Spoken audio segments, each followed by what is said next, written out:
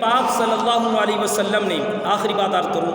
یہ نماز جو ہے، نماز، روزہ، حج، زکوٰۃ بظاہر تکلیف زدہ معلوم ہوتی ہے۔ یہ روزہ یہ تکلیف والا عمل ہے، ایمان والے کے اوپر اللہ نے آزمائش لی ہے کہ روزہ اتنا 14 گھنٹے کا 16 گھنٹے کا روزہ چلا جاتا ہے، تو یہ تکلیف زدہ ہے، لیکن اس روزے کو رکھ کر اللہ نے اس کی روح اور جسم کو پاک کر دیا، نماز سے جسم کو پاک کر دیا۔ یعنی جتنی بھاری چیزیں اللہ نے بندے کے اوپر ڈالی اتنا بندے کا فائدہ۔ فرمایا کہ اتنی تکلیفیں ڈالنے کا مقصد کیوں تھا؟ حقیقت میں یہ روح کو پاک کرنے والی چیزیں ہیں، جیسا کہ میلے لوہے کو لوہار بٹھی میں ڈالتا ہے اور رکھ کر اس کو پیٹتا ہے تو مصیبت پاک کر زنگ وغیرہ سے صاف ہو جاتا ہے۔ یہاں مثال دی کہ لوہا جو ہے، لوہار لوہے کو آگ کی بٹھی میں ڈالتا ہے، پھر اس کو ہتھوڑے سے کوٹتا ہے، کوٹنے کے بعد اس کا اوزار بنا دیتا ہے۔ جب اوزار بن جاتا ہے تو اب لوہے نے اپنے اوپر آگ میں جلنا برداشت کیا، ہتھوڑے کھائے، مار کھائی، مصیبت آئی اس کے اوپر، لیکن جب وہ ہتھیار بن گیا اب اس کی ہتھیار کی قیمت لوہے کے حساب سے وزن کیا جائے تو کچھ بھی نہیں ہے، لیکن قیمت کے حساب سے وزن کیا جائے تو پتہ نہیں کتنے ٹنوں کا ایک ہی اس کی قیمت ہے۔ اتنا سا پرزہ ہے لوہے کا جو 50,000 روپے کا ملتا ہے، اگر اس کو کباڑ کا وزن کیا جائے تو 8 آنے نہیں ملیں گے،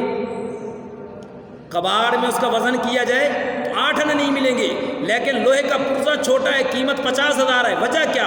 اس نے اپنے اوپر برداشت کیا، صبر کیا، خنجر چلے، چھریاں چلی، آگ میں جلا، ہتھوڑے چلے،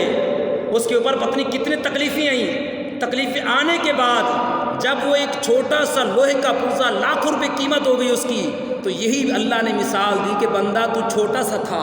جب میں نے تیرے کو پیدا کیا تو آلودگی میں، گندگیوں میں، تو لغزش میں پھنسا ہوا تھا، میں نے تجھے نماز بھیجی، روزہ بھیجا، حج بھیجا، زکوٰۃ بھیجا، جب تو نے اس کے اوپر پابندی سے عمل کیا تو آج اتنا قیمت بڑھ گئی ہے کہ تیری قیمت اس دنیا میں نہیں ہے، دنیا پوری انسان کی قیمت ادا نہیں کر سکتی، کیونکہ تیری قیمت جنت ہے،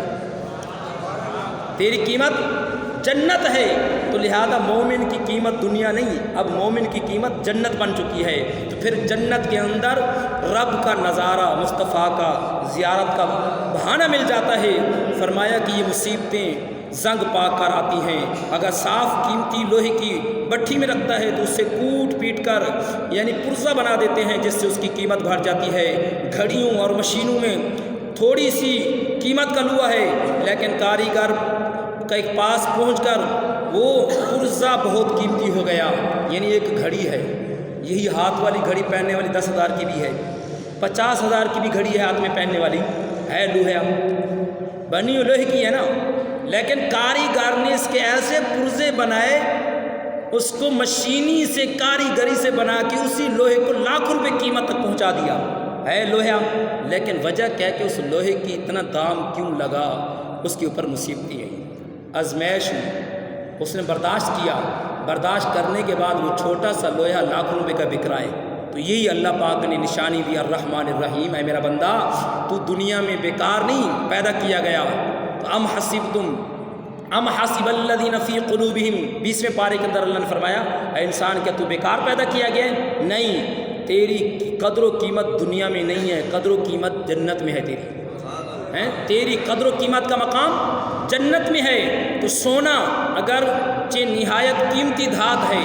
اگر وہ سنار کی بٹھی میں نہ رکھا جائے تو سنار کے ہاتھ سے چوٹیں نہ کھائے تو وہ زیور بن کر محبوب کے گلے میں نہ جائے، تو یہ تکلیف بھی حقیقت میں اس کی قدر و قیمت بڑھانے والی ہے۔ اس طرح گناہ گار پر جو تکلیفیں مصیبتیں آتی ہیں انہیں زنگ آلودہ لوہے کی طرح گناہوں کے میل سے صاف کر جاتی ہیں، نیک کاروں پر جو آتی ہیں ان کو عمدہ لوہے کی طرح قیمتی بنایا جاتا ہے۔ یعنی اب اعتراض اس پوری گفتگو کا لب و لباب یہ ہے کہ اللہ پاک نے انسان کے اوپر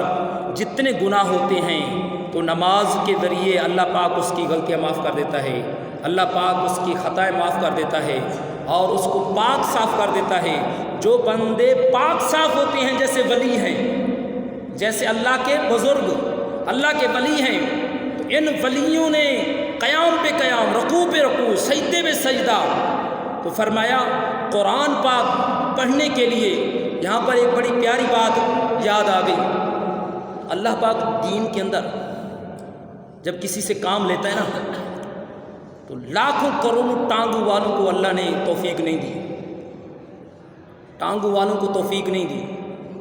دنیا کے اندر لاکھوں کروڑوں صحت والوں کو توفیق نہیں دی، لیکن اللہ پاک جب کسی سے کام لیتا ہے تو کسی مجبور بندے کو ہمت بڑھا کے سامنے کھڑا کر دیتا ہے۔ تو امیر المجاہدین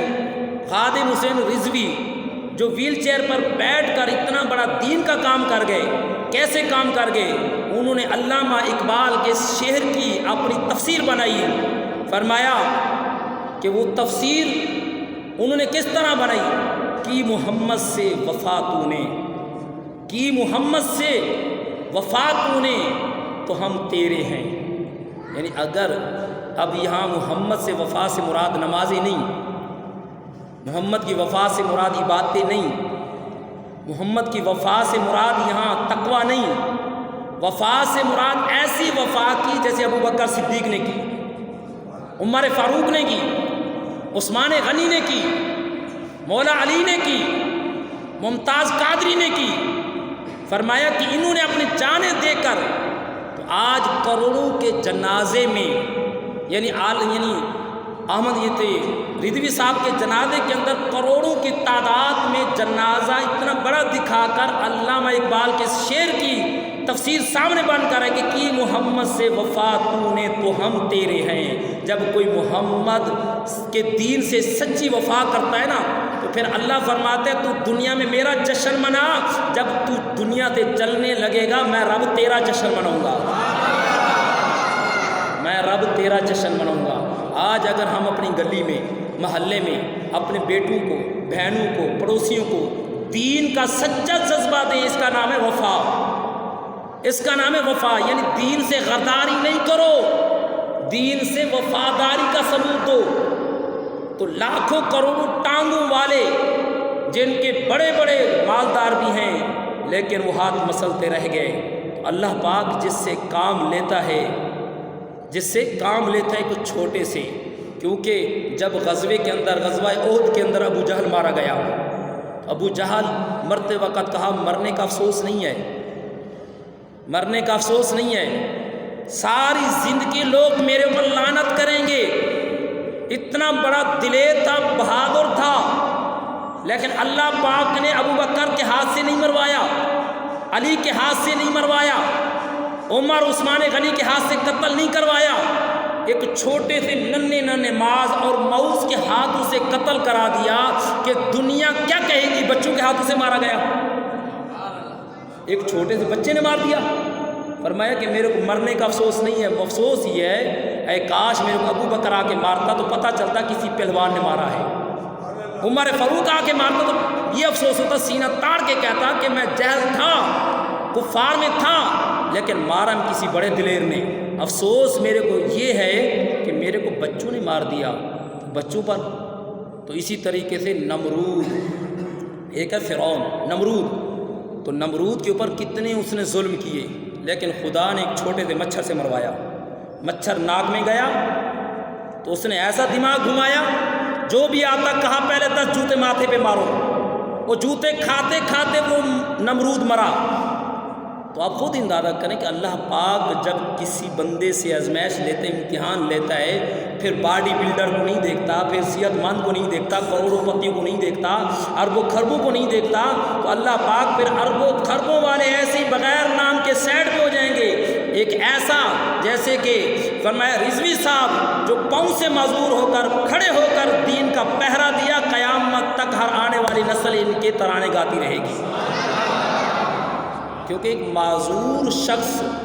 اتنا دلیر کام کر جائے، یہ تیرا میرا کمال نہیں، یہ رب کا کمال ہے۔ تو رب دین کا کام جس سے لینا چاہتا ہے تو پھر وہ بلڈر کو نہیں دیکھتا، ٹانگوں والوں کو نہیں چنتا، ایک معذور کو چن کر دین کا کام اس کے سپورٹ کر دیتا ہے، پھر اس کے جو جشن رب مناتا ہے تو دنیا رہتی تک اس کے نعرے بھی لگتے ہیں، اس کے وجدان بھی آتے ہیں۔ تو یہ بات تھی۔ تو فرمایا کہ سونا جو ہے اسی طریقے سے اللہ پاک نے مچھر، مکھی، جسم انسانی زہریلے مادوں کو چوس لیتی ہیں، تو فرمایا کہ مکھی جو بیٹھتی ہے نا، یہ ایسے نہیں بیٹھتی جسم پر، کیڑا جسم پر آتا ہے ایسے نہیں آتا، اس کے اندر فرمایا اللہ نے بنایا ہے زہرانی مصیبت، لیکن بندے کی ہزاروں مصیبتیں یہ لے کے جاتا ہے۔ وزیدہ نے قدر الحمدللہ آج یہ درس حدیث فرمایا کہ الرحمن الرحیم کی تفسیر مکمل ہوا۔ آئندہ جمعہ انشاءاللہ مالک یوم الدین پر گفتگو سماعت فرمائیں گے۔ دعا اللہ کریم اللہ تعالیٰ عمل کی توفیق دے، آمین۔ وما علینا الا البلاغ۔ درود السلام۔